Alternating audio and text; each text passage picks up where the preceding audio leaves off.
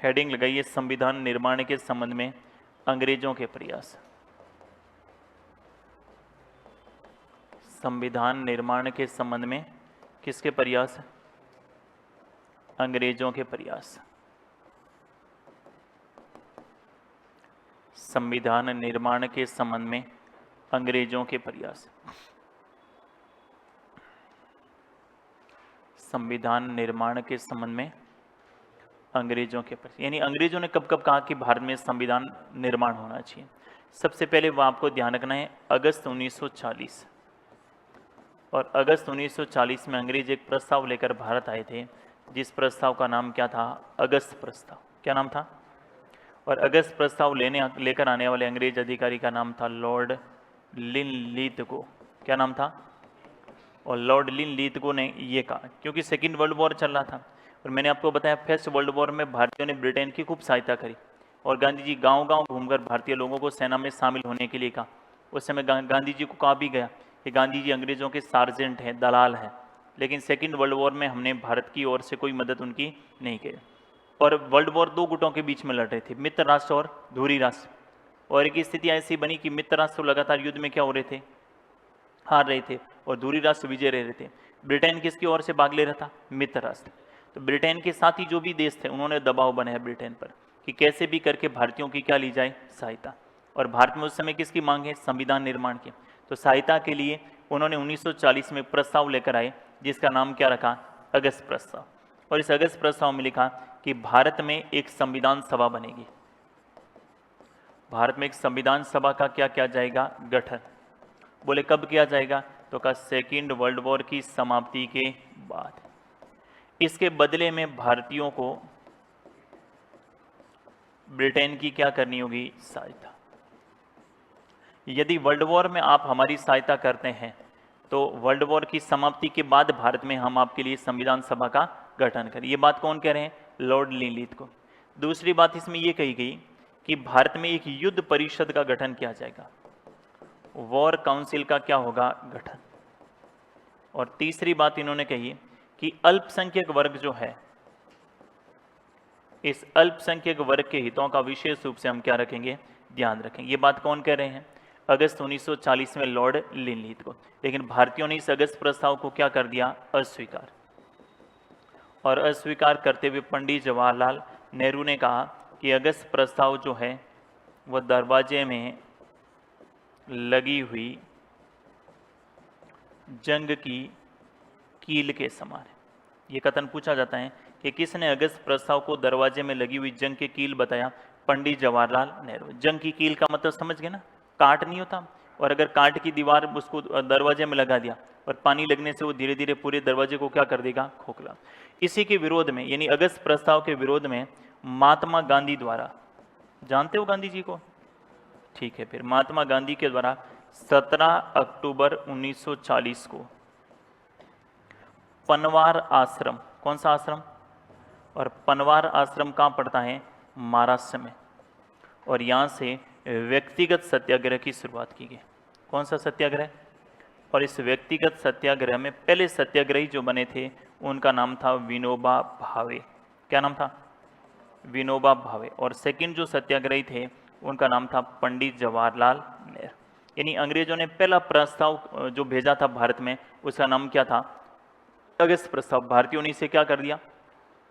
अस्वीकार। और अस्वीकार करते हुए महात्मा गांधी ने 17 अक्टूबर 1940 को पनवार आश्रम महाराष्ट्र से किसकी शुरुआत करी? व्यक्तिगत सत्याग्रह। और प्रथम सत्याग्रही कौन थे? विनोबा भावे। और सेकंड कौन थे? पंडित जवाहरलाल नेहरू। यानी इनका जो पहला प्रयास था पूरी तरीके से क्या रहा? असफल।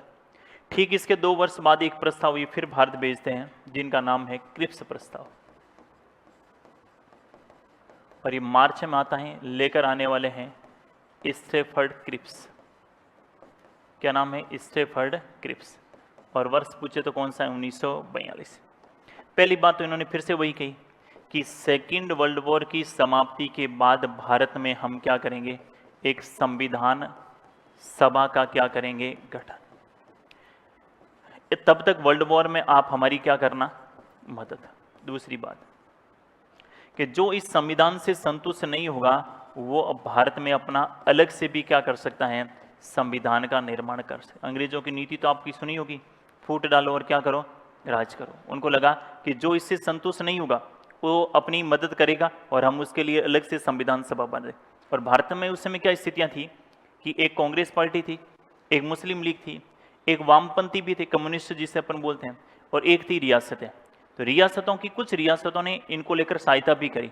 जैसे आप हिस्ट्री में पढ़ेंगे, बीकानेर के महाराजा गंगा सिंह ने गंगा रसाला करके टुकड़ी भेजी थी बेटे इनकी क्या करने के लिए, सहायता करने। ऐसा नहीं कि किसी ने मदद नहीं करी, करी थी। उन्होंने कहा ये कि जो इस संविधान से संतुष्ट नहीं होगा उनके लिए हम क्या करेंगे, अलग से संविधान की मान्यता दे देंगे। दूसरी बात इन्होंने कही, भारत को एक पूर्ण उपनिवेश का दर्जा दिया जाएगा। पूर्ण उपनिवेश का क्या दिया जाएगा, दर्जा दिया जाएगा। ये भी बात कौन कह रहे हैं, स्टेफर्ड क्रिप्स कह रहे हैं। लेकिन भारतीयों ने इसे भी क्या कर दिया, अस्वीकार। और गांधी जी ने कहा कि बेटा ये पोस्ट डेटेड चेक है। कौन सा चेक है, post dated cheque, dated cheque. और पोस्ट डेटेड चेक का मतलब क्या हुआ, उत्तर दिनांकीय चेक। कैसा चेक है, उत्तर दिनांकीय। उत्तर दिनांकीय का मतलब क्या हुआ, ऐसा चेक जिसकी क्या जा चुकी है, डेट दिनांक जा चुकी है, अब हमें दे रहे हैं, हमारे किसी काम का नहीं। और इसको लेकर कहा भी गया कि दिवालिया बैंक का चेक है, ऐसा बैंक जो क्या हो चुका है, दिवालिया हो चुका है, अब हमें ये दे रहे हैं, हमारे किसी काम का नहीं। यानी शुरुआत के दोनों प्रयास क्या रहे।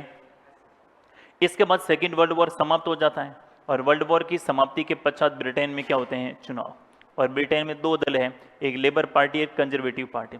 और अब जो नए प्रधानमंत्री बनेंगे वो बनेंगे क्लीमेंट एटली, जो लेबर पार्टी के थे। उन्होंने एक नया दल भारत भेजा जिसे कहा गया कैबिनेट मिशन। और कैबिनेट मिशन के अनुसार ही भारत में संविधान सभा का क्या होगा, गठन। समझ गए बात को। चलिए, कौन सा सब्जेक्ट पढ़ रहे हैं, कौन सा सब्जेक्ट है ये, अरे क्या पढ़ रहे हैं अपन, संविधान व्यवस्था है। ऐसा नहीं कि तुम ये डाल दो हेडिंग कि कैबिनेट मिशन एंड माउंटबेटन योजना, इतिहास। इतिहास नहीं, क्या है। मैं ऐसा इसलिए कह रहा हूँ कि एक बैच में मैंने 3 दिन पढ़ाया। 3 दिन पढ़ाने के बाद एक विद्यार्थी से पूछा, मैंने कहा क्या पढ़ रहे हैं, कि सर हिस्ट्री पढ़ रहे हैं। क्योंकि शुरुआत में ये क्या है भाई, बातें ऐसी हो रही है ना, कभी माउंटबेटन आ रहा है, कभी, क्योंकि संविधान में तो तुम्हें लगता है कि 1950 के बाद का काम है, और ये तो अपन कब की बात कर रहे हैं, संविधान निर्माण के संबंध में कौन से प्रयास, अंग्रेजों के प्रयास। यानी अंग्रेजों ने कब कब कहा था कि भारत में संविधान का निर्माण होना चाहिए। अभी आज जो भी आए हैं उनसे मैं एक बात और कह देता, जो भी बात समझ में नहीं आई पूछ लेना ना। अपने पड़ोसी से देख के घबराने की कोई आवश्यकता नहीं है। पड़ोसी अपने जैसा है तभी झोला लेकर अपने पास में बैठा है, ये बात तय करके बैठे।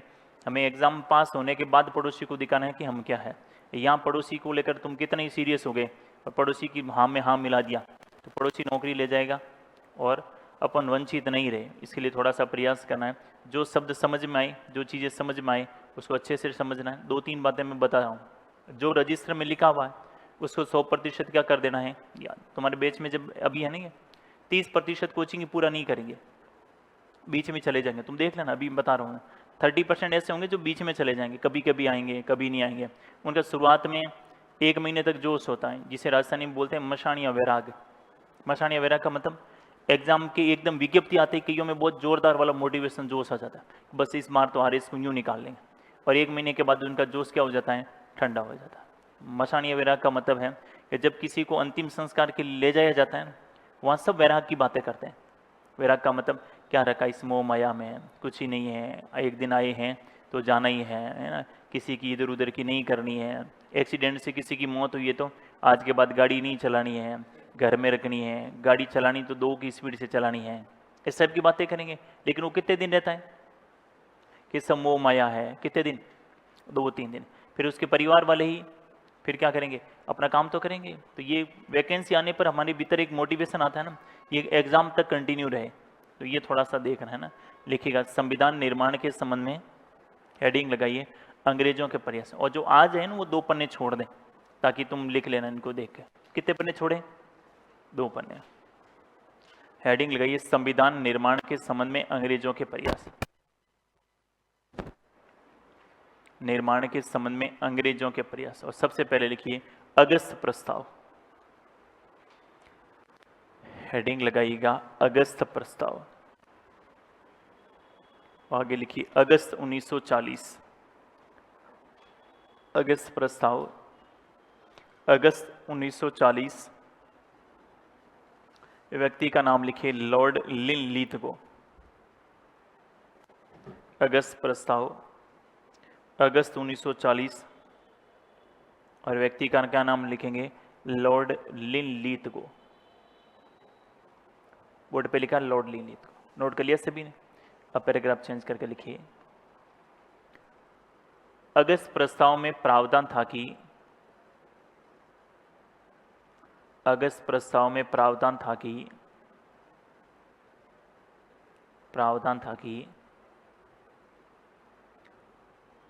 भारत में द्वितीय विश्व युद्ध की समाप्ति के पश्चात भारत में द्वितीय विश्व युद्ध की समाप्ति के पश्चात द्वितीय विश्व युद्ध की समाप्ति के पश्चात एक संविधान सभा का गठन किया जाएगा। द्वितीय विश्व युद्ध की समाप्ति के पश्चात एक संविधान सभा का गठन किया जाएगा। एक संविधान सभा का गठन किया जाएगा। लेकिन इसके बदले में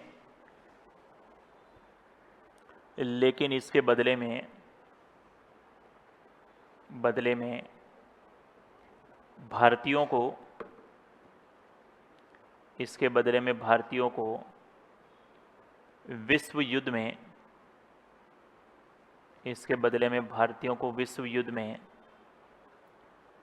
ब्रिटेन की सहायता करनी होगी।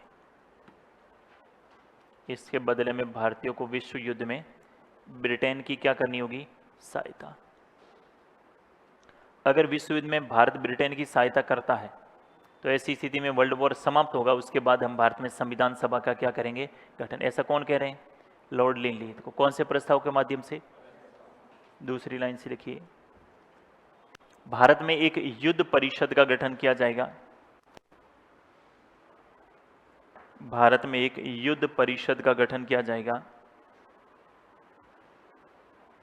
युद्ध परिषद का गठन किया जाएगा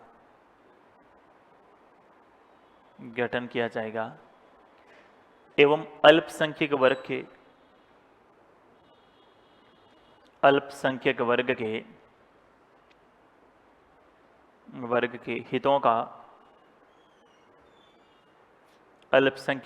हितों का विशेष ध्यान रखा जाएगा।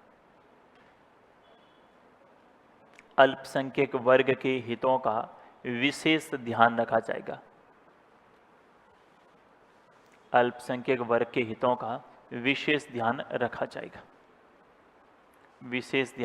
कौन से प्रस्ताव में बात हो रही है, अगस्त प्रस्ताव। अंग्रेजों ने पहली बार कब ये मान लिया कि भारत में संविधान सभा बना देनी चाहिए, अगस्त प्रस्ताव। लेकिन कब बनाने की बात कही, द्वितीय विश्व युद्ध की समाप्ति के बाद। वो भी एक कंडीशन डालकर कि अगर आप वर्ल्ड वॉर में हमारी मदद करेंगे तो हम आपके लिए संविधान सभा बनेंगे, आप अगर मदद नहीं कर रहे हैं तो हम आपके लिए संविधान सभा की छूट नहीं देंगे। पैराग्राफ चेंज करके लिखिए।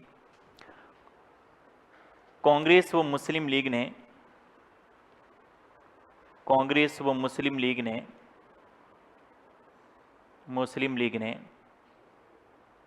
अगस्त प्रस्ताव को अस्वीकार कर दिया। कांग्रेस व मुस्लिम लीग ने अगस्त प्रस्ताव को अस्वीकार कर दिया।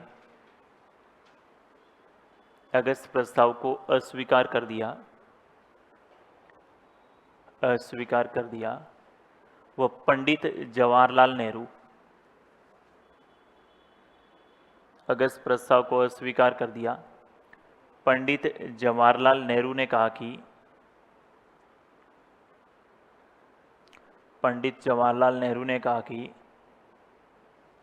अगस्त प्रस्ताव दरवाजे में लगी हुई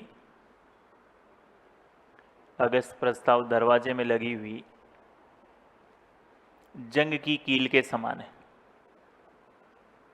अगस्त प्रस्ताव दरवाजे में लगी हुई जंग की कील के समान है। दरवाजे में लगी हुई किन के समान है? जंग की कील के समान है। कौन कह रहे हैं ये बात? पंडित जवाहरलाल नेहरू। एक नोट लगा के लिखिए।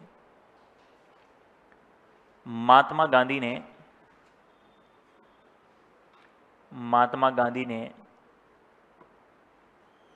ने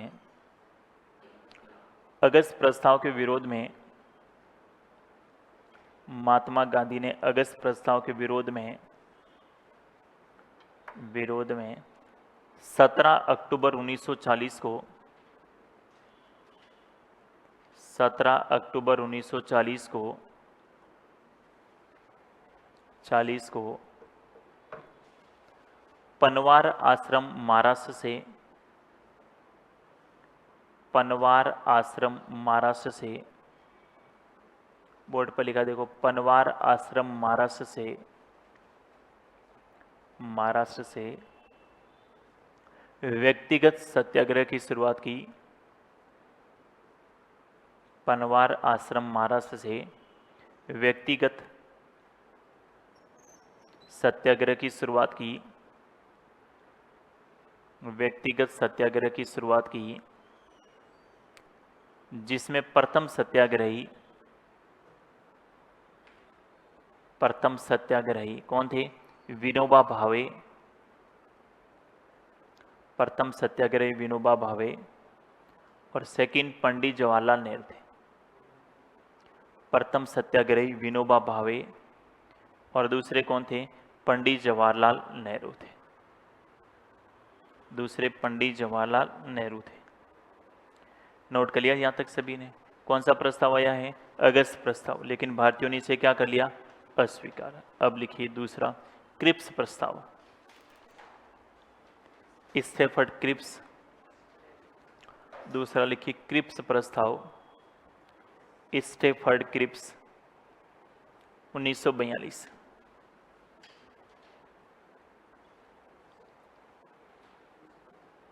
क्रिप्स प्रस्ताव में क्या नाम लिखेंगे?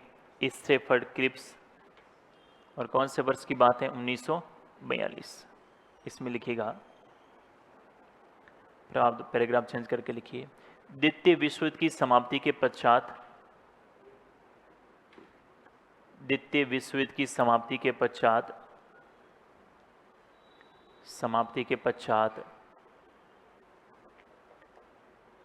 संविधान निर्माण की अनुमति प्रदान की जाएगी। द्वितीय विश्व युद्ध की समाप्ति के पश्चात संविधान निर्माण की अनुमति प्रदान की जाएगी। संविधान निर्माण की अनुमति प्रदान की जाएगी। संविधान निर्माण की अनुमति प्रदान की जाएगी एवं जो इस संविधान से संतुष्ट नहीं होगा, संविधान निर्माण की अनुमति प्रदान की जाएगी एवं जो इस संविधान से संतुष्ट नहीं होगा, जो इस संविधान से संतुष्ट नहीं होगा, वो अपना अलग से, जो इस संविधान से संतुष्ट नहीं होगा वो अपना अलग से संविधान निर्माण कर सकेगा। वो अपना अलग से संविधान निर्माण कर सकेगा। जो इस संविधान से संतुष्ट नहीं होगा वो अपना अलग से संविधान निर्माण कर सके। ये बात कौन से प्रस्ताव में कह रहे हैं? क्रिप्स प्रस्ताव। उपनिवेश, एक शब्द तो मैंने लिखा है उपनिवेश और एक मैंने लिखा है साम्राज्यवाद। बताइए ज्यादा खतरनाक क्या है? और इसमें अंग्रेजों की कौन सी नीति थी भारत के प्रति? उपनिवेशवाद या साम्राज्यवाद? साम्राज्यवाद नहीं होती, उपनिवेशवाद। साम्राज्यवाद का मतलब तो होता है कि एक क्षेत्र पर युद्ध किया, आक्रमण किया, उसको अपने कब्जे में लिया और कब्जे में लेने के बाद में वहां की शासन की जिम्मेदारी किसी व्यक्ति को सौंप दी, फिर आगे बढ़ गए, वो तो कौन सा हो गया? साम्राज्यवाद। उपनिवेशवाद का मतलब है कि वहां की व्यवस्था उसके कंट्रोल में लेंगे और वहां से सारी व्यवस्थाओं को लेकर, इनका उद्देश्य कुल मिलाकर वहां पर क्या करना होता है? व्यापार। उपनिवेशवाद क्यों खतरनाक माना जाता है? उपनिवेशवाद का मतलब वहां के संसाधनों पर उन्होंने कंट्रोल कर लिया, नियंत्रण कर लिया। और संसाधनों पर अब के तुम्हें नील की खेती करनी पड़ेगी। अब मान लीजिए अंग्रेज यहाँ पर भारतीय व्यक्ति को कहे कि तुम यहाँ पर क्या बोओगे? कपास बोनी ही है, और कपास बोई, और कपास बोने के बाद यहाँ से कपास ले गए, है ना, ले जाने के बाद ब्रिटेन ले गए। ब्रिटेन में उन्होंने कपास से क्या बनाया, धागा। ब्रिटेन के लोगों को क्या मिला, रोजगार। फिर धागे से क्या बना, कपड़ा। फिर ब्रिटेन के लोगों को क्या मिला, रोजगार। कपड़े से फिर किसकी सिलाई होती है, शर्ट की। फिर ब्रिटेन के लोगों को क्या मिला, रोजगार। और शर्ट ला के बेच कहाँ दिया, भारत। कौन सी ज्यादा खतरनाक है, साम्राज्यवादी या उपनिवेशवादी? इनमें उन्होंने कहा कि हम आंतरिक मामलों में आज के बाद किसी प्रकार का कोई हस्तक्षेप नहीं करेंगे, अर्थात हम भारत को क्या कर देंगे, पूर्ण उपनिवेश। और उस समय ब्रिटेन जो है ना वो अपने आप पे बहुत शक्तिशाली देश बन चुका था। ऐसा कहते थे कि ब्रिटेन साम्राज्य के उपनिवेश की ये स्थिति है कि कभी वहां पर सूर्य अस्त होता ही नहीं था।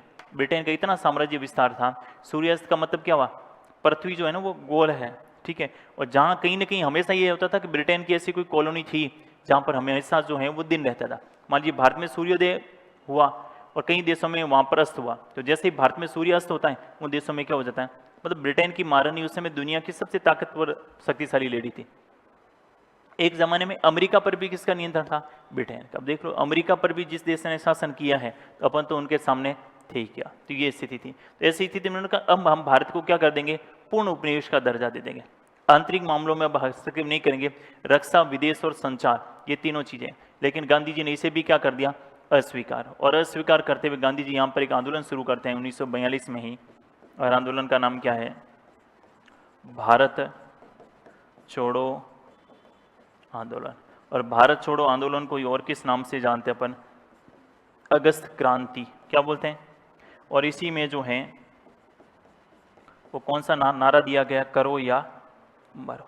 यहां से गांधी जी अब समझ चुके थे कि भारतीयों को अपने पक्ष में लेकर अंग्रेजों को जितना जल्दी हो सके इतना यहाँ से बाहर निकल। तो पहले के विरोध में गांधी जी का जो आंदोलन था वो तो कौन सा था, व्यक्तिगत सत्याग्रह।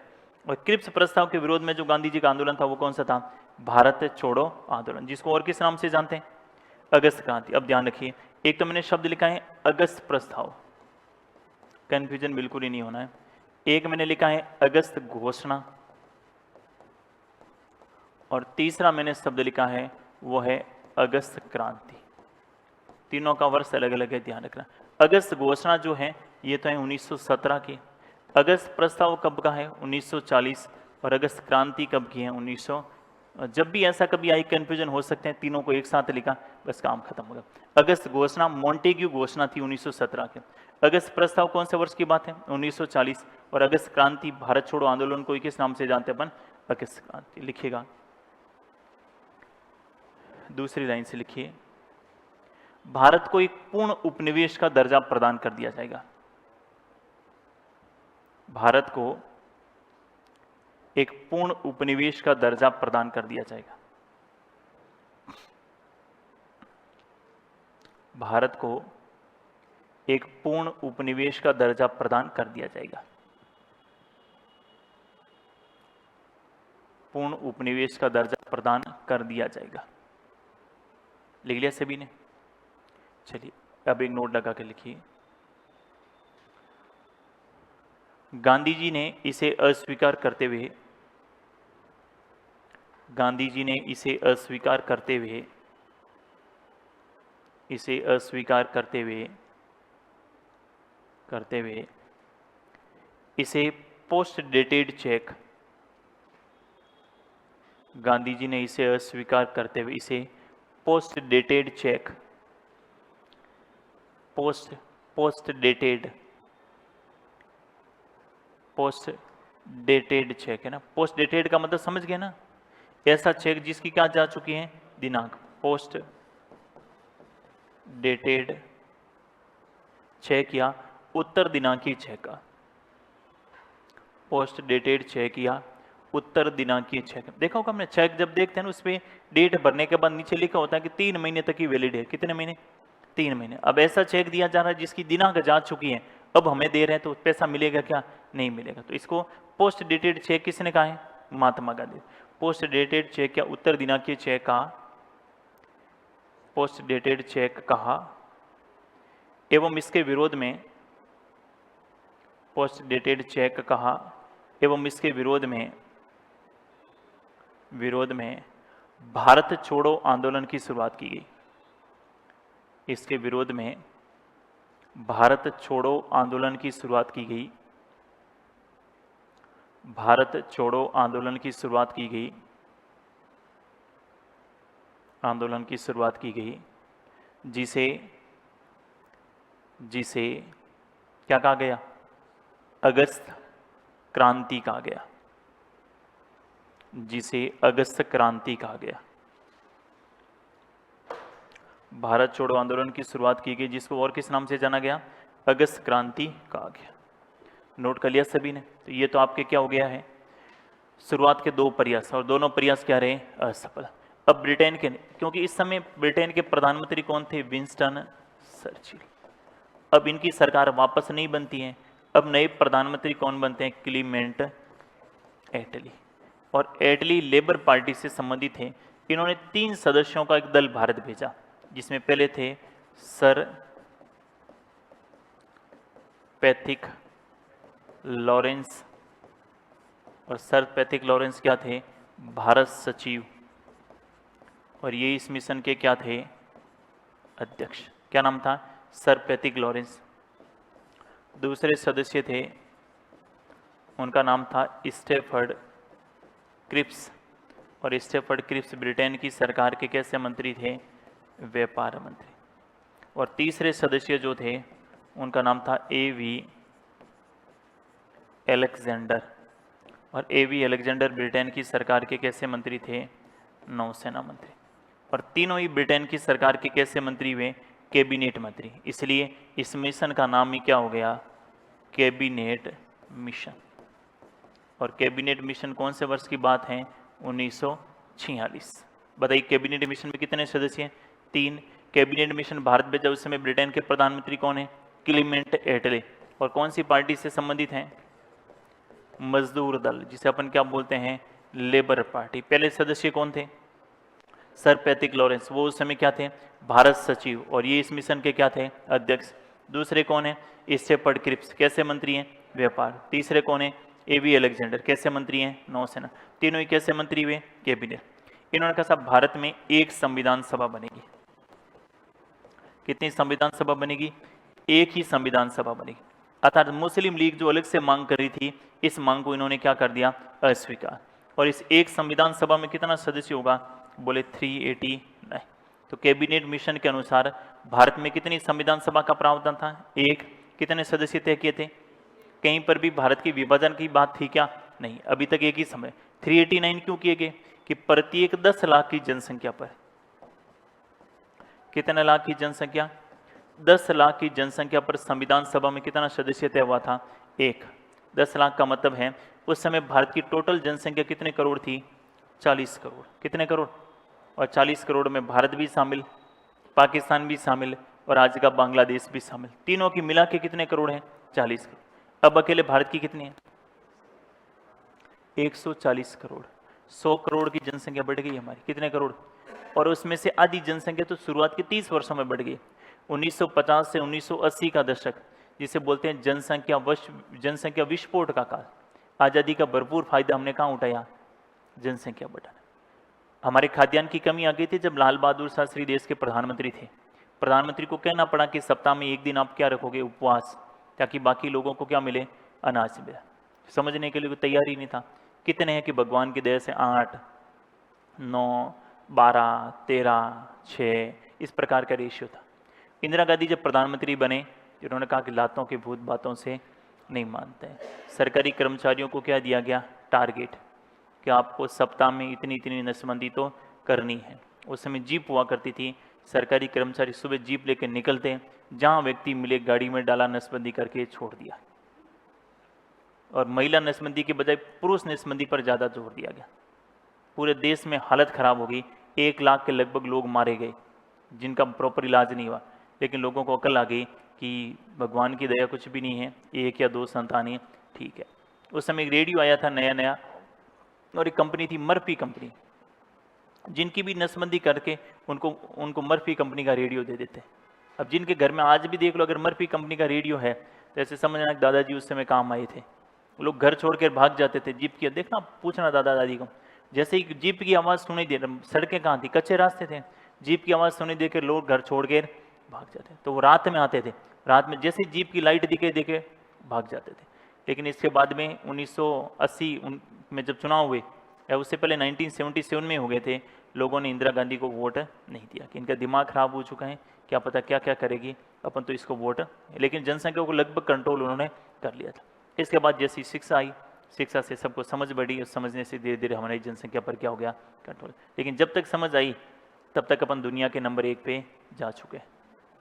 जब तक समझ में आई तब तक हर 5वां व्यक्ति भारत का है, 1 2 3 4 5वां अपना है दुनिया में, इतनी जनसंख्या है, हर 5वां व्यक्ति भारत का है।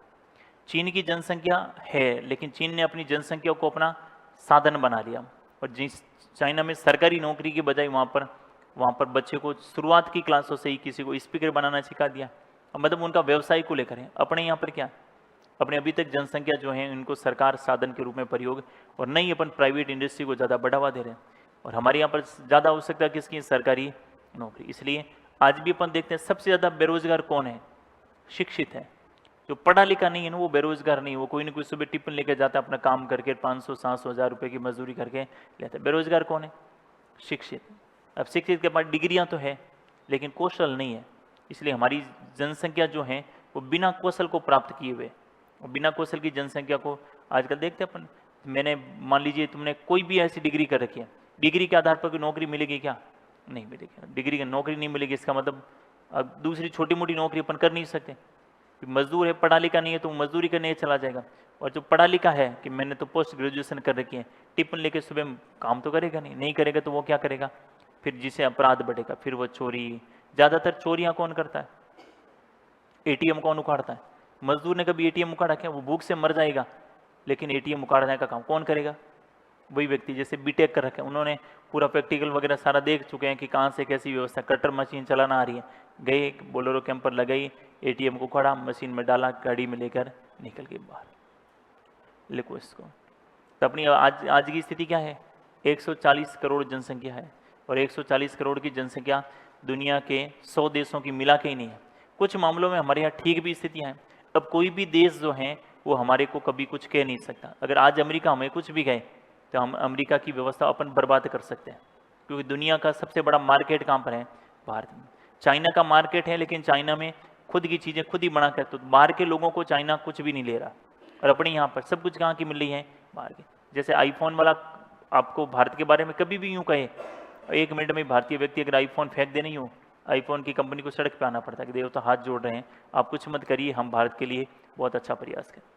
इसलिए आज सब देशों की इच्छा है कि भारत के साथ संबंध हमेशा अच्छे रहे, क्योंकि दुनिया का सबसे बड़ा मार्केट कौन सा है, भारत। 140 करोड़ है। अभी बीच में जब आईपीएल हुए थे, और आईपीएल में वर्ल्ड कप T20 के, और 2 ऐसी टीमें फाइनल में पहुंच गई थी जिनकी टोटल जनसंख्या 1 लाख थी। कितनी, 1 लाख। तो जितने भी स्पॉन्सर थे, जितने भी एड देने वाले थे, सब पीछे हट गए। उनका 1 लाख की जनसंख्या, 10 लाख की जनसंख्या में ऐड देने से कोई फायदा, और नहीं उनको देखकर कोई खरीदने वाला। और उन कंपनियों ने कहा कि भारत भले ही फाइनल जीते, इसकी गारंटी नहीं है, लेकिन फाइनल तक खेलना भारत के लिए क्या है, जरूरी है। अगर फाइनल तक खेलेगा तो ही हम कहेंगे कि देखो आजकल जो है ना वो सौंदर्य प्रसाधन सामग्री का दुनिया का सबसे बड़ा मार्केट, पूरी दुनिया सौंदर्य प्रसाधन सामग्री में एक तरफ है और इंडियन मार्केट एक तरफ है। क्योंकि गोरे व्यक्ति सौंदर्य प्रसाधन सामग्री का प्रयोग नहीं करें, काले कितने ही कर ले उससे कोई फर्क नहीं पड़ता है। और अपने है ना बीच के, तो इनको लगता है कि अब है ना, पहले तो आती थी फेयर एंड लवली, फिर बीच में शाहरुख खान आए, और शाहरुख खान ने कहा कि अब पुरुष लगाएगा मर्दों वाली क्रीम, तो मर्द को लगा यार अपन भी इससे गोरे हो सकते हैं। वो सारी कौन सी क्रीम ले आई, मर्दों। दुनिया में सबसे ज़्यादा सौंदर्य प्रसाधन सामग्री का मार्केट कहाँ है, इंडिया में। तो आप कभी पढ़ेंगे, जब मेंस के लिए पढ़ेंगे, वैश्वीकरण के प्रभाव। और वैश्वीकरण जो है ना, वैश्वीकरण का मतलब भारत की अर्थव्यवस्था को दुनिया की और अर्थव्यवस्थाओं से जोड़ना। उसका प्रभाव ये हुआ कि भारत में जो बदलाव पिछले 10 सालों में आए उतने पिछले 50 सालों में नहीं थे, और अभी जो 10 सालों में जितने बदलाव आएंगे अगले 5 साल में उससे भी कई गुना ज़्यादा आए। सारी टेक्नोलॉजी का प्रभाव है। नहीं तो पहले भारत की 1991 से अर्थव्यवस्था पहले बंद अर्थव्यवस्था थी। 1991 में अपन पढ़ते हैं एक मॉडल अपना है LPG, उदारीकरण, निजीकरण और वैश्वीकरण। यहाँ से हमारी अर्थव्यवस्था को दुनिया के लिए क्या कर दिया गया, खोल दिया। अब जापान कह रहा है हम भी रोजगार देंगे। क्यों कह रहा है, क्योंकि जापान के सामान को खरीद कौन रहा है, हम खरीद रहे हैं। अगर हमने जापानी प्रोडक्ट को खरीदना कम कर दिया तो फिर जापान की कंपनियां क्या आ जाएगी सड़कों पे। वहाँ की जो अब क्या कहना है, कुछ जाके इन्वेस्ट भी कहाँ करो, भारत में। भारतीय लोगों को अपने देश में ज़्यादा रोजगार दो ताकि दोनों देशों के बीच में संबंध क्या हो, अच्छे हो, ताकि हमारा मार्केट चलता रहे। बस ये वाली स्थिति है, लिखो इसको। आपके नहीं है ना सिलेबस में वैश्वीकरण, प्री में नहीं है, मेंस में आप पढ़ते हैं वैश्वीकरण के प्रभाव। ये इतना फास्ट है। पहले देखो आप, आज से 5-7 साल पहले किसी ने सोचा था कि घर बैठे जो है व्यक्ति रेस्टोरेंट का खाना मंगवा सकेगा? पहले रेस्टोरेंट के लिए जाते थे, अलग ही भाव होता था कि आज बाहर जाके खाना खाएंगे, तो ये सुबह से एक अलग, जैसे किसी ने कह दिया तो बाहर खाएंगे तो सुबह से। अब कुछ ही नहीं करना है, बैठे बैठे मोबाइल एप्लीकेशन से आपको क्लिक किया, क्लिक करते ही कौन से रेस्टोरेंट से क्या मंगवाना है आपके घर तक डिलीवरी हो गई, आ गया काम। आने वाले समय ये होगा कि आपको किसके साथ बैठकर खाना है, खिलाने वाला भी साथ में आएगा। बस मोबाइल में क्या होने चाहिए, फ़ोन में, अकाउंट में क्या होने चाहिए, पैसे होने चाहिए सारा। पहले क्या होता था कि कपड़े खरीदने के लिए अपने शोरूम जाना पड़ता था। अब कोई भी इंटरनेशनल ब्रांड आप घर बैठे, गुच्ची का किसी को खरीदना है, गुच्ची कंपनी का टी शर्ट होना चाहिए, लगे तो 50-60 हज़ार लगे, कोई दिक्कत नहीं, क्लिक किया और आपके घर 5वें दिन क्या हो जाएगी, डिलीवरी। ये सारा प्रभाव किसका है, वैश्वीकरण। लिखो इसको, हेडिंग लगाई, पैराग्राफ चेंज करके लिखिए, पहले एक नोट लगा के लिखिए। द्वितीय विश्व युद्ध की समाप्ति के पश्चात, द्वितीय विश्व युद्ध की समाप्ति के पश्चात भारत में, द्वितीय विश्व युद्ध की समाप्ति के पश्चात भारत में चुनाव हुए, ब्रिटेन में चुनाव हुए। द्वितीय विश्व युद्ध की समाप्ति के पश्चात ब्रिटेन में चुनाव हुए एवं लेबर पार्टी के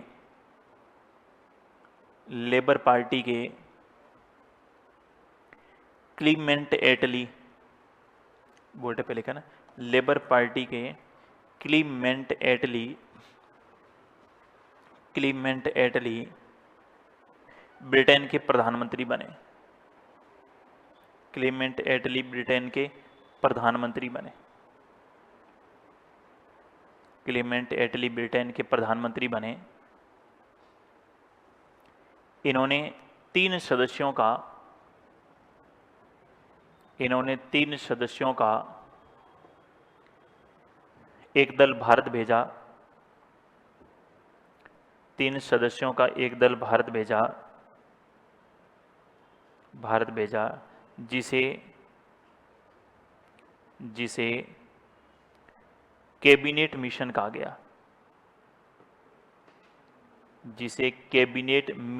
गया। क्या कहा गया, कैबिनेट मिशन कहा गया। नोट कर लिया सभी ने? अब हेडिंग लगाइए, कैबिनेट मिशन 1946।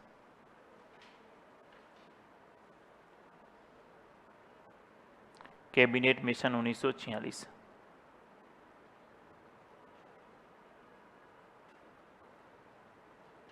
Cabinet mission 1946। पहले तीनों सदस्यों का नाम लिख लीजिए। सर पैथिक लॉरेंस, भारत सचिव, और क्वेश्चन में लिखिए अध्यक्ष। सर पैथिक लॉरेंस, भारत सचिव और अध्यक्ष।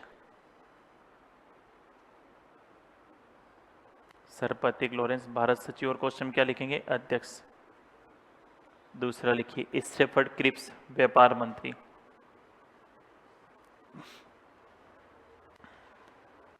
स्टेफर्ड क्रिप्स क्या लिखेंगे, व्यापार मंत्री।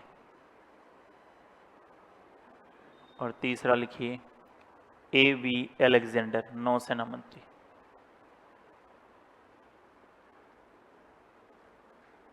A.V. अलेक्जेंडर, नौसेना मंत्री। तीनों नाम लिख लिए। पहले क्या लिखा है, सर पैथिक लॉरेंस, भारत सचिव, स्टेफर्ड क्रिप्स, व्यापार मंत्री, और A.V. अलेक्जेंडर क्या लिखे हैं, नौसेना मंत्री। तीनों ही ब्रिटेन की सरकार के कैसे मंत्री हैं, कैबिनेट मंत्री, इसलिए इस मिशन का नाम क्या हो गया, कैबिनेट मिशन। पैराग्राफ चेंज करके लिखिए। कैबिनेट मिशन के अनुसार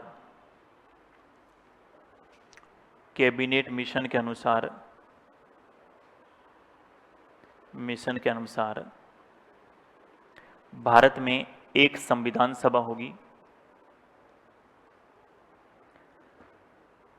कैबिनेट मिशन के अनुसार भारत में एक संविधान सभा होगी। भारत में एक संविधान सभा होगी जिसमें 389 सदस्य होंगे, जिसमें 389 सदस्य होंगे, 389 सदस्य होंगे, अर्थात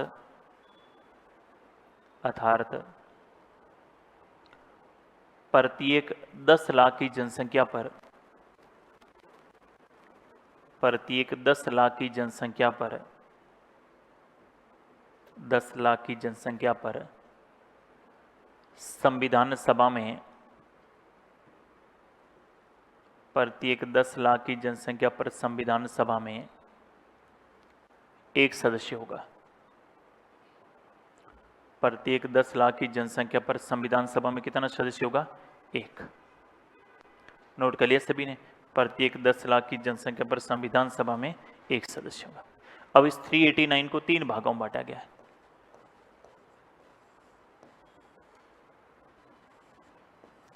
और 389 में से कहा गया कि 292 सदस्य जो है, ये 292 सदस्य कहाँ से आएंगे? तो कहा गया ब्रिटिश प्रांतों से। कहाँ से आएंगे? ब्रिटिश प्रांतों से। फिर कहा गया 4 सदस्य कहाँ से आएंगे? तो क्या 4 सदस्य आएंगे चीफ कमिश्नरी क्षेत्रों से। चीफ कमिश्नरी क्षेत्रों से। और 4 चीफ कमिश्नरी क्षेत्र कौन कौन से थे? एक तो अपने राजस्थान में था, कौन सा? अजमेर मेरवाड़ा।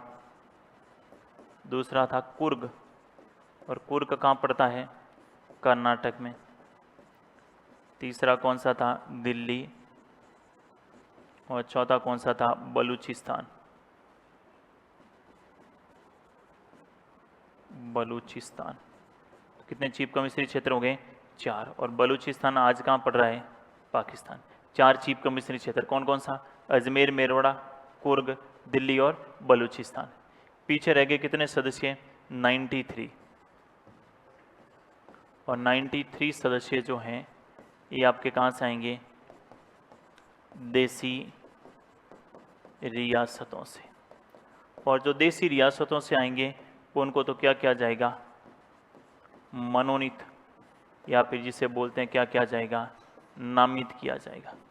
चुनाव नहीं होंगे, मनोनीत किया जाएगा। और पीछे रह गए कितने? 292 प्लस 4 बराबर कितने? 296 सदस्य। और 296 सदस्य फिर क्या होते हैं? निर्वाचित। तो यदि आपसे प्रश्न पूछे कि भारत की संविधान सभा में कुल कितने सदस्य थे? 318। एक तुम बाद में लिख लेना ना, या तो तुम लिख लो पहले, और या फिर अभी बता रहा हूँ ना, लिखना नहीं है। लिखने के लिए मैं समय दे रहा हूँ ना आपको पर्याप्त। तो पहले समझ लो, लिखी हुई चीजें तो है ही आपके। वैसे टोटल कितने मेंबर होंगे? 389। इनमें से 292 कहाँ से आएंगे? ब्रिटिश प्रांत का मतलब समझ गए? बंबई, बंगाल, उड़ीसा, ये सब प्रांत थे। आजकल जिसे राज्य बोलते हैं, पहले प्रांत थे। 292। 4 सदस्य कहाँ से आएंगे? चीफ कमिश्नरी। पहला चीफ कमिश्नरी अजमेर मेरवाड़ा, दूसरा कुर्ग, तीसरा दिल्ली और चौथा बलूचिस्तान। 93 कहाँ से आएंगे? देसी रियासतों में चुनाव नहीं होंगे, राजा रियासतों से सीधे उन्हें क्या कर देंगे? मनोनीत। और बाकी वालों से क्या करवाए जाएंगे? चुनाव। प्रश्न 2018 आरएस प्री में पूछा, भारत की संविधान सभा का गठन हुआ। 4 ऑप्शन है। पहला है पूर्णतः निर्वाचित, दूसरा पूर्णतः मनोनीत, तीसरा अंशतः मनोनीत पूर्णतः निर्वाचित, और चौथा अंशतः निर्वाचित पूर्णतः मनोनीत। कौन सा होगा? भारत की संविधान सभा का गठन हुआ अंशतः मनोनीत और पूर्णतः निर्वाचित। कम सदस्य तो क्या हुए थे? मनोनीत। और ज्यादा सदस्य क्या हुए हैं? निर्वाचित। टोटल संविधान सभा में कितने मेंबर थे? 389। अंशतः का मतलब समझ गए? 93 तो क्या हो रहे हैं? मनोनीत हो रहे हैं, और बाकी वालों पे अपन क्या करवाएंगे? चुनाव। तो संविधान सभा में कितने सदस्य निर्वाचित होते हैं? 296। और संविधान सभा में कितने सदस्य मनोनीत होते हैं? 93। लिखिए इसे। तो बोल नहीं रहे हो क्या? क्या बात क्या है? अरे मैं पूछ रहा हूँ, समझ में आ रही कि नहीं आ रही? तो बोल क्यों नहीं रहे हो तुम? कि नए हो इसलिए नहीं बोलते हो? अरे जब भी यूँ आप सामने से यूँ नहीं आएगा ना, तब तक पढ़ाने का मजा नहीं आता। और ये ऑफलाइन में सबसे बड़ी बात ही होती है। ऑफलाइन क्यों पढ़ते अपन? जब भी मैं प्रश्न पूछूं सामने से यूँ आना चाहिए कि हाँ ये पढ़ लिया भाई, नहीं तो फिर ऐसा लग रहा है कि मैं ही बोले जा रहा हूँ। ऑनलाइन वाला सिस्टम हो गया। ऑनलाइन स्टूडियो में थोड़ी बैठे अपन, कहाँ बैठे हैं? क्लास में। तो वापस से सुना, भारत की संविधान सभा में टोटल सदस्य कितने हैं? 389। खाना वाना खा के आए तुम? खाना के आए ना, तो थोड़ा सा खा के आया करो। उनको कितने भागों में बांटा गया है? 3 भागों में। 292 कहाँ से? ब्रिटिश प्रांतों से। 4 कहाँ से? चीफ कमिश्नरी पहला कौन सा है? अजमेर मेरवाड़ा। दूसरा कुर्ग। तीसरा दिल्ली। और चौथा 93 कहाँ से आएंगे? देसी रियासतों वालों को तो क्या किया जाएगा? मनोनीत। और बाकी वालों पे क्या करवाए जाएंगे? तो संविधान सभा में कितने सदस्य निर्वाचित हुए? 296। और कितने सदस्य मनोनीत हुए? 93। लिखिए इसे। जैसा लिखा ना वैसा 389 को 3 भागों में बांट के लिखना है।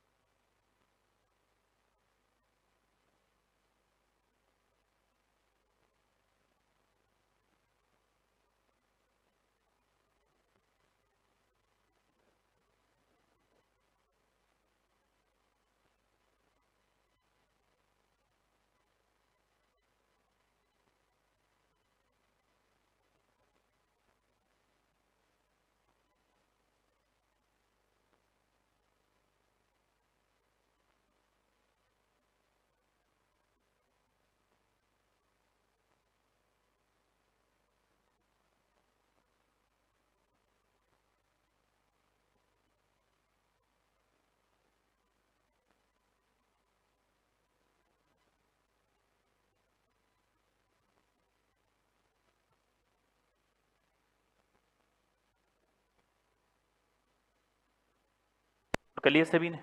टोटल संविधान सभा में 389 सदस्य ना, और 389 को अपन कितने भागों में बांट के देखते हैं? 3 भागों। अब अपन कितनी सीटों पर चुनाव करवाएंगे संविधान सभा में? 290। ये तो रियासतों से सीधे ही भेज दिए गए कि भाई तुम जैसे राजस्थान में लगभग रियासतें थी, तो राजस्थान में जितने भी सदस्य गए हैं सब मनोनीत गए हैं। एकमात्र राजस्थान से निर्वाचित सदस्य कहाँ से जाएगा? अजमेर मेरवाड़ा से मुकुट बिहारी भारत, वो अपन आगे लिखेंगे। अब जैसे ही संविधान सभा के चुनाव की बात आई तो बात करते हैं संविधान सभा का चुनाव। और संविधान सभा का चुनाव आपके हुआ है जुलाई अगस्त 1946। चुनाव 2 माध्यम से हो सकता है, या तो प्रत्यक्ष जिसमें सब जनता को वोट देने के लिए क्या मिले? परमिशन। और एक होता है अप्रत्यक्ष जिसमें हमें वोट देने का अधिकार नहीं। और उस समय स्थितियां तो ऐसी थी कि सब वोट देते ही नहीं थे। भाई भारत में पहली बार वोटिंग की शुरुआती महिलाओं को 1919 के अधिनियम में मिली, और वोट देने सबको वोट देने का अधिकार ही नहीं था। 3 आधार थे, या तो जो टैक्स दे रहा है, या जिसके पास संपत्ति है, या शिक्षा है, उसी के आधार पर वोट देने का अधिकार था। आम व्यक्ति को वोट देने का अधिकार 1947 तक था ही नहीं। इसलिए हमने कहा संविधान सभा का चुनाव प्रत्यक्ष नहीं करवा कर कैसे करवाएंगे? अप्रत्यक्ष विधि से। और अप्रत्यक्ष में कौन सी विधि? अप्रत्यक्ष आनुपातिक प्रतिनिधित्व प्रणाली द्वारा।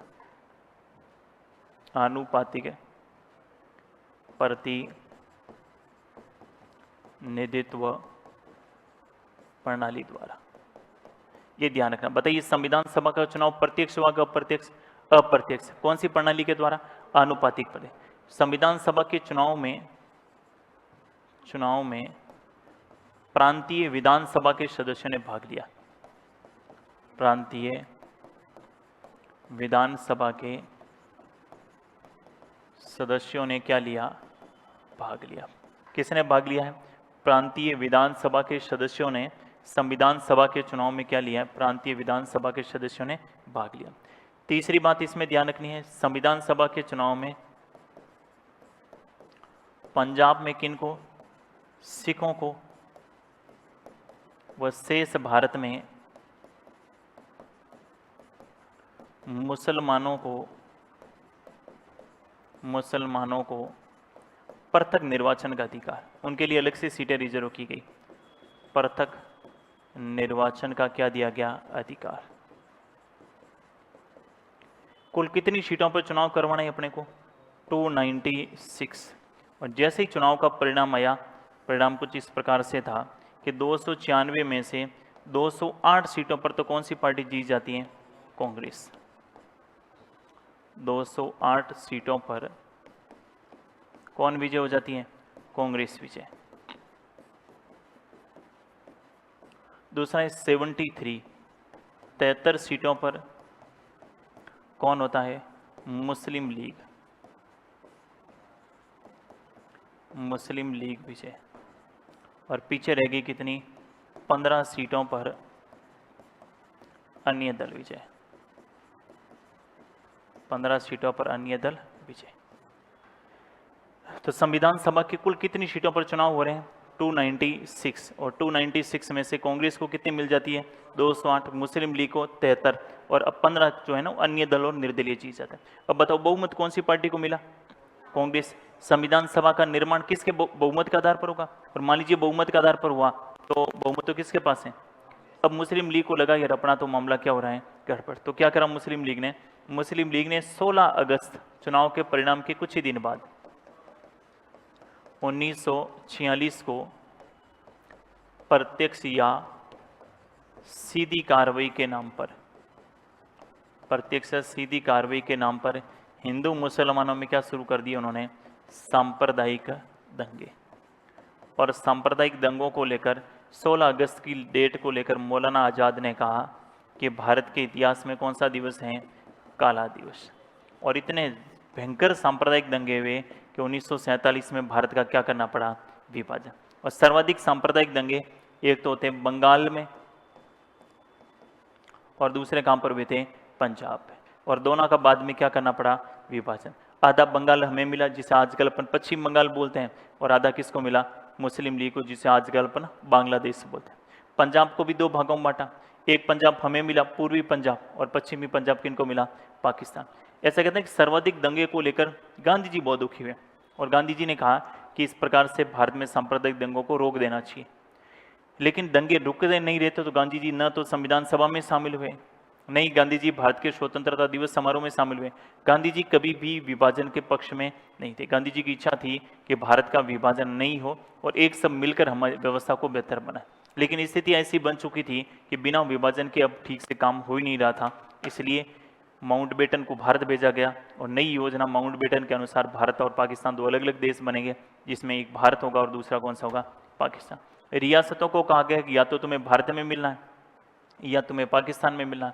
लेकिन ऐसी रियासत जिनकी वार्षिक आय 1 करोड़ से ज़्यादा है, वो अपना स्वतंत्र अस्तित्व रख सकती है।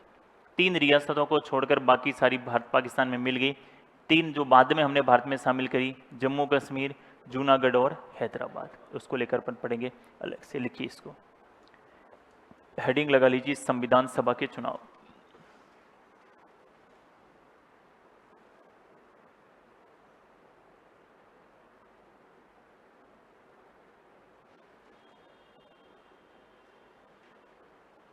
जैसा लिखा है वैसा लिख लीजिए।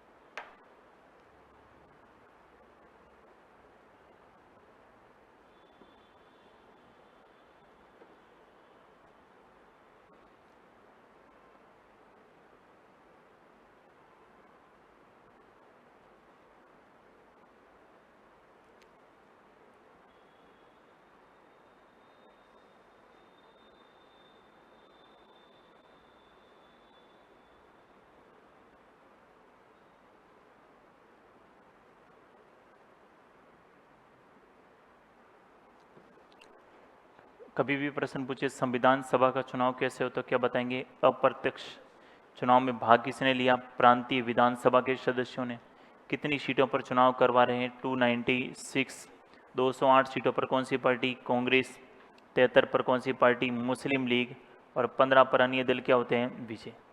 पंजाब में किनको? सिखों को। और शेष भारत में मुसलमानों को प्रत्यक्ष से क्या दिया गया? निर्वाचन का अधिकार।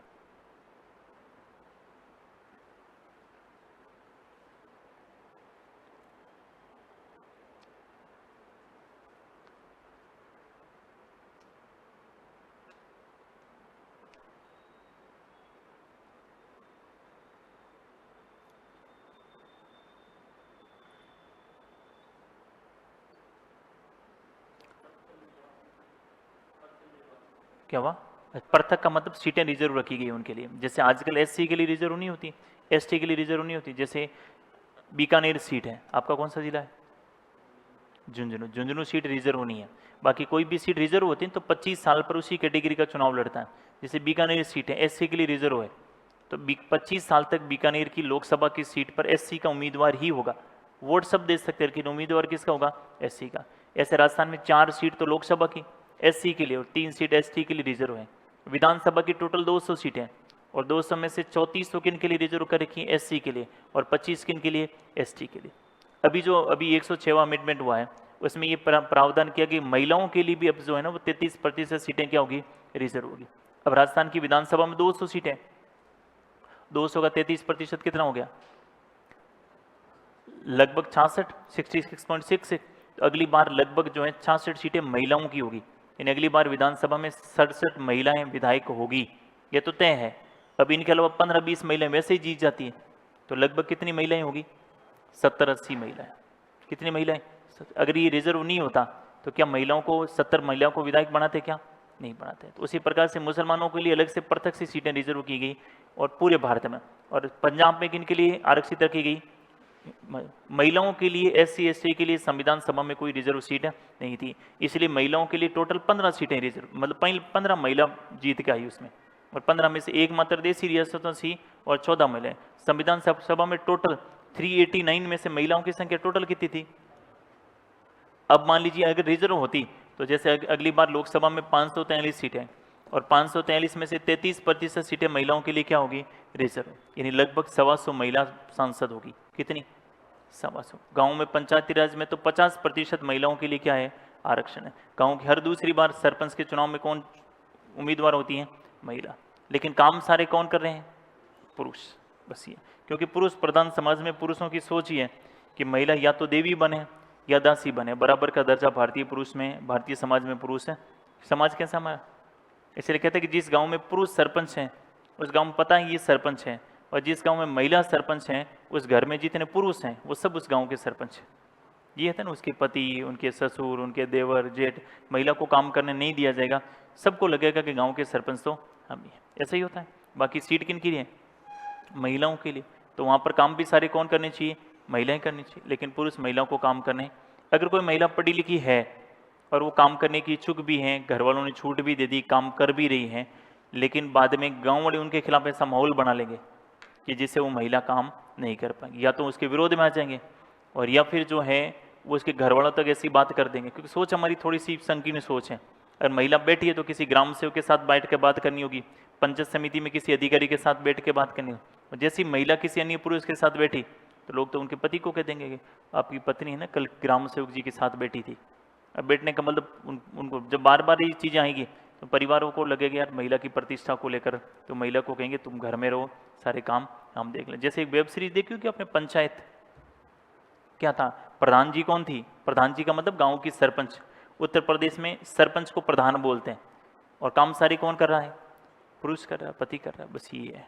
एक नोट लगा के लिखिए, हार से निराश होकर, हार से निराश होकर, निराश होकर, हार से निराश होकर, निराश होकर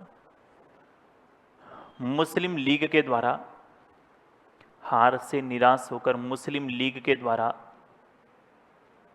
मुस्लिम लीग के द्वारा 16 अगस्त 1946 को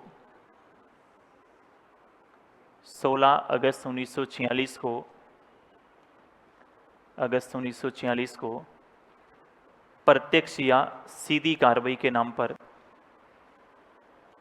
16 अगस्त 1946 को प्रत्यक्ष या सीधी कार्रवाई के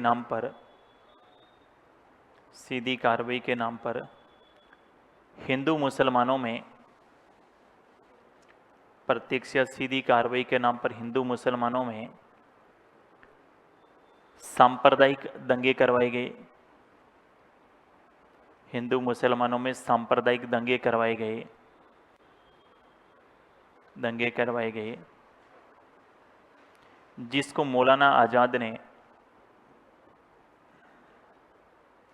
सांप्रदायिक दंगे करवाए गए जिसको मौलाना आजाद ने भारत का काला दिवस कहा। मौलाना आजाद ने क्या कहा? भारत का काला दिवस, ब्लैक डे। भारत का कौन सा दिवस बताया? काला दिवस। 1938 में पंडित जवाहरलाल नेहरू, इन्होंने ये मांग करी कि जब भी भारत में संविधान सभा बनेगी तो संविधान सभा का चुनाव किस आधार पर करवाएंगे?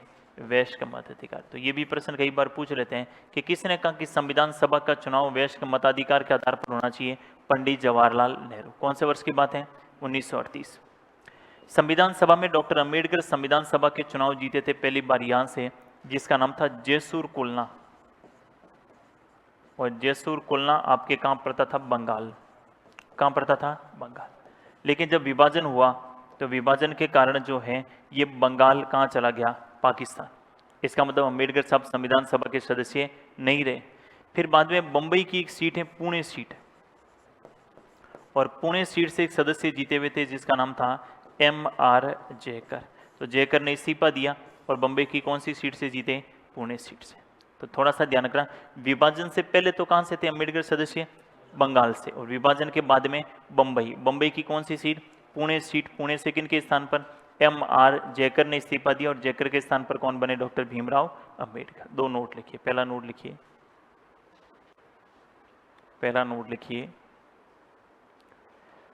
1938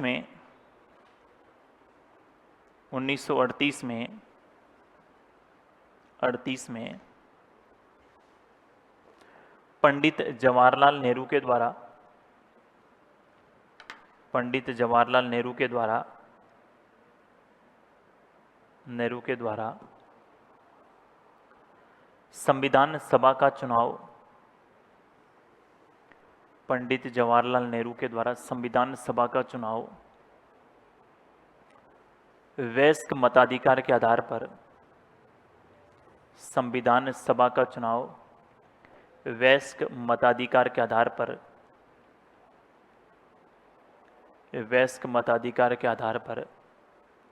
करवाने की बात कही। संविधान सभा का चुनाव वयस्क मताधिकार के आधार पर करवाने की बात कही। कौन से वर्ष की बात है? 1938। दूसरा नोट लिखिए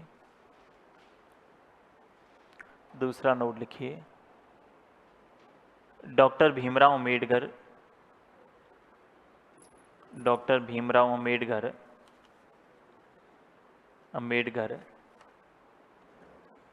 प्रारंभ में जैसूर कुलना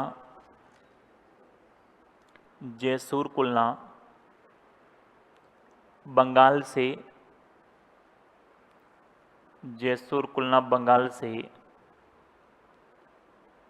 संविधान सभा के सदस्य बने। जैसूर कुलना बंगाल से संविधान सभा के सदस्य बने,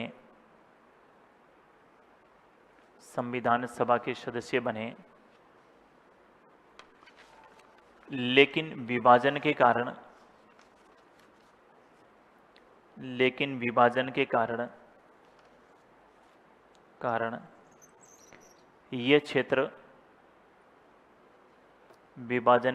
यह क्षेत्र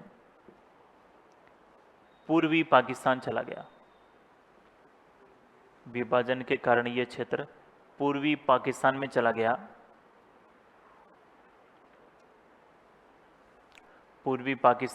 गया। अतः बाद में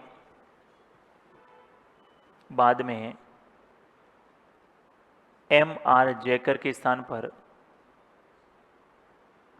M.R. जयकर के स्थान पर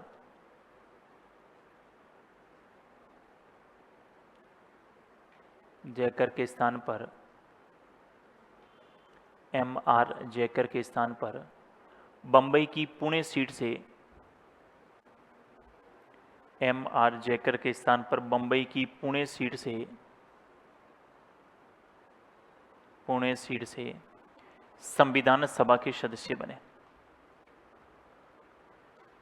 बंबई की पुणे सीट से संविधान सभा के क्या बने?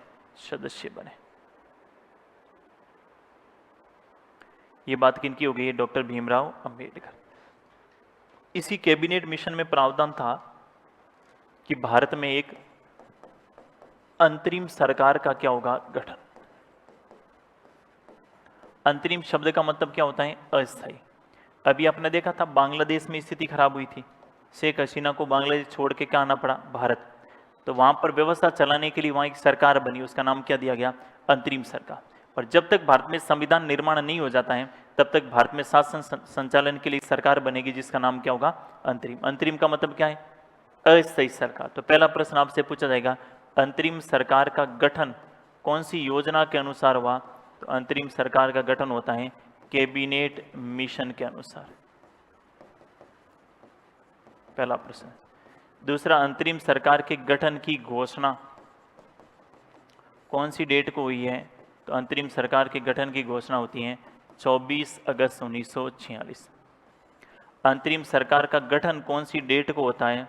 तो अंतरिम सरकार का गठन होता है 24 सितंबर 1946। अंतरिम सरकार के अध्यक्ष कौन थे? अंतरिम सरकार के अध्यक्ष थे उस समय के लॉर्ड वेवेल, वॉइसराय थे उस समय, वॉइसराय, जिसका नाम क्या था? Lord Wavell. अंतरिम सरकार के उपाध्यक्ष कौन बने थे? तो अंतरिम सरकार के उपाध्यक्ष बनाए थे पंडित जवाहरलाल नेहरू को। फिर अंतरिम सरकार में टोटल सदस्य कितने थे? तो अंतरिम सरकार में सदस्य थे 9 + 5 बराबर कितने? 14। 9 तो कांग्रेस की ओर से थे और मुस्लिम लीग की ओर से कितने थे? 14। टोटल 5। टोटल सदस्य कितने करने हैं? 14। अब 14 का नाम आपको ध्यान रखना है। जैसे कांग्रेस की ओर से पहले सदस्य थे पंडित जवाहरलाल नेहरू, और नेहरू जी इस अंतरिम सरकार के क्या थे भाई? उपाध्यक्ष।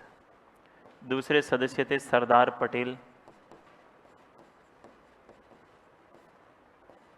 तीसरे सदस्य थे डॉक्टर राजेंद्र प्रसाद। चौथे सदस्य आपको ध्यान रखना है बलदेव सिंह। पांचवें सदस्य थे आसफ अली। छठे सदस्य थे जगजीवन राम।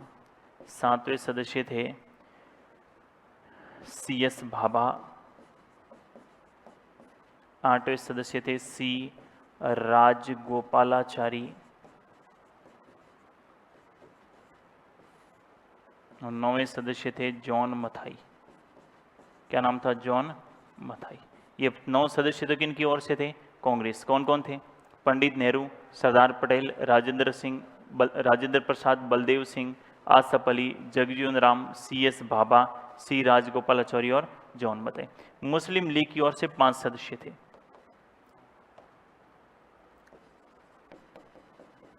मुस्लिम लीग से, और मुस्लिम लीग से पहले सदस्य थे जिनका नाम था लियाकत अली खान। क्या नाम था? दूसरे सदस्य थे जिनका नाम था I चंद्रीकर। तीसरे सदस्य थे उनका नाम था गजनफर अली खान। चौथे सदस्य थे उनका नाम था अब्दुल रत निस्तर।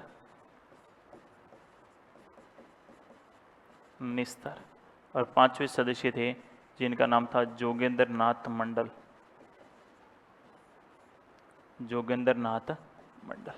टोटल कितने सदस्य हो गए? 9 और 5 कितने हो गए? 14। तो 5 सदस्य मुस्लिम लीग की ओर से और 9 सदस्य किन की ओर से? कांग्रेस। ये मुस्लिम लीग के सदस्य शामिल तो हो गए, लेकिन सहयोग के बजाय क्या कर रहे थे? असहयोग।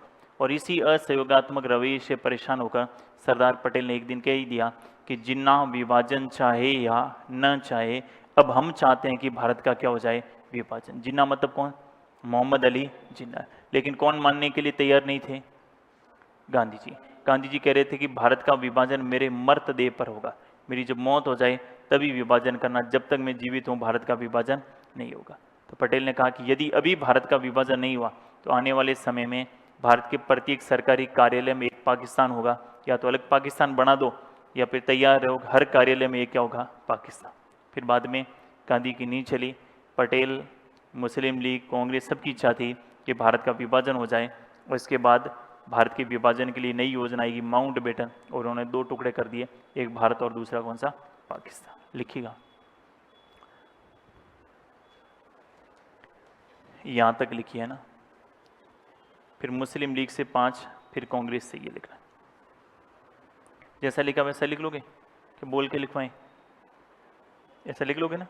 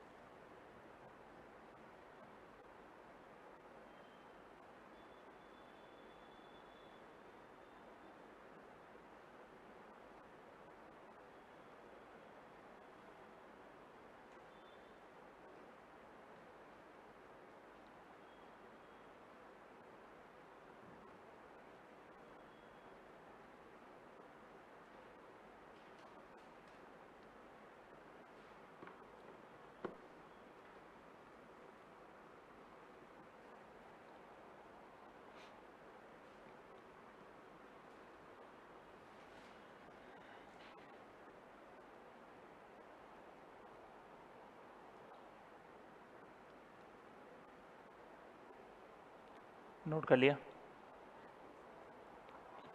आई चंद्रीगढ़। मुस्लिम लीग से पहला लियाकत अली खान, जो बाद में पाकिस्तान के पहले प्रधानमंत्री बने। दूसरे आई चंद्रीगढ़। तीसरे गजनफर अली खान। चौथे अब्दुल रथ निस्तर। और पांचवे जोगेंद्र नाथ मंडल। लियाकत अली खान, आई चंद्रीगढ़, गजनफर अली खान, अब्दुल रथ निस्तर और जोगेंद्र नाथ मंडल।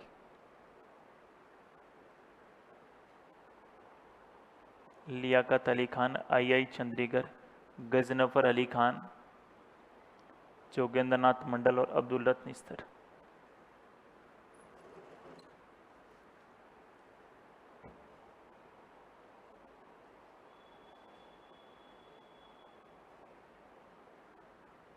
फिर 9 सदस्य कांग्रेस की तरफ से लिख लो। सरदार पटेल से पहले Pandit Nehru, Sardar Patel, doctor Rajendra Singh, Baldev Singh, Rajendra Prasad, Baldev Singh, आशफ Ali, Jagjivan Ram, CS Bhabha, CS Bhabha के बाद लिखिए C राजगोपालाचारी और जॉन मथाई। नोट कर लिया सभी ने? 9 और 5 कितने हो गए? 14। तो अंतरिम सरकार का गठन कौन सी योजना के अनुसार होता है? Cabinet mission. घोषणा कब हो रही है? 24 अगस्त को। गठन कब होता है? 2 सितंबर को। अध्यक्ष कौन थे उस समय के? वॉइसराय का नाम क्या था? Lord Wavell. उपाध्यक्ष कौन थे? पंडित नेहरू। टोटल सदस्य कितने? 9 + 5 = 14। और 9 सदस्य तो कहाँ से थे? कांग्रेस से। 5 सदस्य कहाँ से थे? मुस्लिम लीग से। पहले सदस्य कौन? दूसरे कौन? आई चंद्रीकर। तीसरे गजनफर अली खान। चौथे अब्दुल रत निस्सर। और 5वें जोगेंद्रनाथ मंडल। और कांग्रेस की ओर से पहले कौन? पंडित नेहरू। दूसरे सरदार पटेल। तीसरे राजेंद्र प्रसाद। चौथे बलदेव सिंह। 5वें आसफ अली। छठे जगजीवन राम। 7वें CS भाभा। 8वें C राजगोपालाचारी। और 9वें सी जॉन मथाई। अब ये सरदार पटेल ने इसको लेकर क्या कहा? मुस्लिम लीग के असहयोगात्मक रवैये से परेशान हो गए थे कौन? सरदार पटेल। और सरदार पटेल ने क्या कहा कि जिन्ना विभाजन चाहे या न चाहे, अब हम चाहते हैं कि भारत का क्या हो जाए? विभाजन। लेकिन कौन नहीं मान रहे थे? महात्मा गांधी ने क्या कहा कि भारत का विभाजन मेरे मर्तदेह पर होगा। मर्तदेह का मतलब समझ आई कि मेरी जब मौत हो जाए उसके बाद ही भारत का विभाजन करना, जब तक मैं जीवित हूँ भारत का विभाजन नहीं होगा। पटेल ने फिर से कहा कि यदि अब विभाजन नहीं हुआ तो आने वाले समय में भारत के प्रत्येक सरकारी कार्यालय में एक क्या होगा? तो या तो सरकारी कार्यालय में एक पाकिस्तान रखिए तो तैयार हो जाइए, और या फिर अलग से एक देश बना दीजिए। कौन सा? पाकिस्तान। इसके बाद एटली घोषणा कर देंगे कि भारत को स्वतंत्र भी कर रहे हैं अपन, और भारत के लिए विभाजन के लिए किसे भेज रहे हैं? Lord Mountbatten. क्योंकि वेवेल बहुत डरपोक इंसान था। ये बार बार ब्रिटेन की महारानी को एक पत्र भेजता था, ब्रिटेन की सरकार को पत्र भेजता था कि या तो हमें इज्जत के साथ वापस बुला लो, नहीं तो हमें रात में भारत छोड़कर कहाँ भागना पड़ेगा? ब्रिटेन। तो वेवेल को वापस बुलाया और बुलाकर फिर किसको भेजा? माउंटबेटन। कैबिनेट मिशन में कहीं पर भी विभाजन की कोई बात। कैबिनेट में 2 चीजें थी, एक संविधान सभा बनेगी, एक शासन के संचालन के लिए क्या बनेगी? अंतरिम सरकार। नोट लगा के लिखिए, लिखिएगा। मुस्लिम लीग के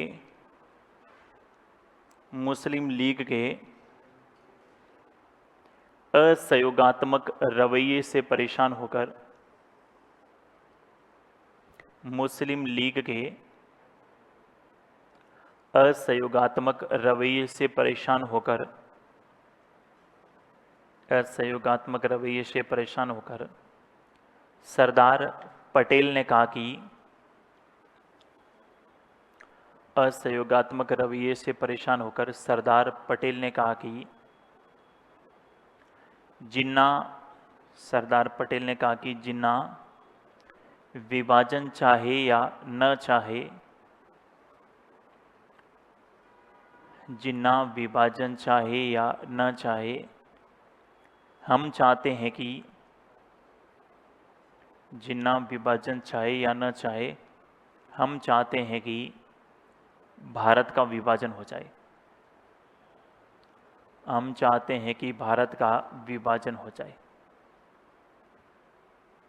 भारत का क्या हो जाए? विभाजन। दूसरी लाइन से लिखिए, महात्मा गांधी ने कहा कि, महात्मा गांधी ने कहा कि भारत का विभाजन, महात्मा गांधी ने कहा कि भारत का विभाजन मेरे मर्तदेह पर होगा। मर्तदेह बोर्ड पे लिखा देखो, भारत का विभाजन मेरे मर्तदेह पर होगा। मेरी जब मौत हो जाए तब भारत का विभाजन होगा, जीवित हूं तब तक विभाजन नहीं। कौन कह रही है? महात्मा गांधी। तीसरी लाइन से लिखिए, सरदार पटेल ने कहा कि, सरदार पटेल ने कहा कि यदि अभी विभाजन नहीं हुआ, यदि अभी विभाजन नहीं हुआ तो आने वाले समय में, अभी विभाजन नहीं हुआ तो आने वाले समय में भारत के प्रत्येक सरकारी कार्यालय में, आने वाले समय में भारत के प्रत्येक सरकारी कार्यालय में एक पाकिस्तान होगा। आने वाले समय में भारत के प्रत्येक सरकारी कार्यालय में एक क्या होगा? पाकिस्तान। तो आज आपने पढ़ा सबसे पहले अगस्त प्रस्ताव, दूसरा पढ़ा क्रिप्स प्रस्ताव। दोनों में ही बात एक ही थी कि वर्ल्ड वॉर की समाप्ति के बाद में भारत में संविधान सभा का क्या होगा? गठन। भारतीयों ने इसे क्या कर दिया? अस्वीकार। इसके बाद ब्रिटेन में सरकार बनती है क्लीमेंट एटली की, कौन सी पार्टी की? Labour party. और इन्होंने 3 सदस्यों का दल भारत भेजा, जिसे क्या कहा गया? Cabinet mission. और कैबिनेट मिशन में 2 बातें थी, एक तो संविधान सभा का गठन होगा और दूसरा किसका होगा? अंतरिम सरकार का। दोनों का गठन हुआ भी, लेकिन बात सहमति नहीं बनी। गांधी जी ने लास्ट में ये भी कहा था कि ज़्यादा टकराव अगर हो रहा है, अंतरिम सरकार की सारी जिम्मेदारी किसको दे दी जाए? मुस्लिम लीग को। लेकिन कौन मानने के लिए तैयार नहीं थे? सरदार पटेल। पटेल ने कहा मुस्लिम लीग के लिए अलग से देश ही बना देते हैं, आज जिम्मेदारी दी, फिर कल और नाराज होंगे, इससे बढ़िया है विभाजन हो जाए। बाकी अपन बात करेंगे कल की क्लास में। Thank you.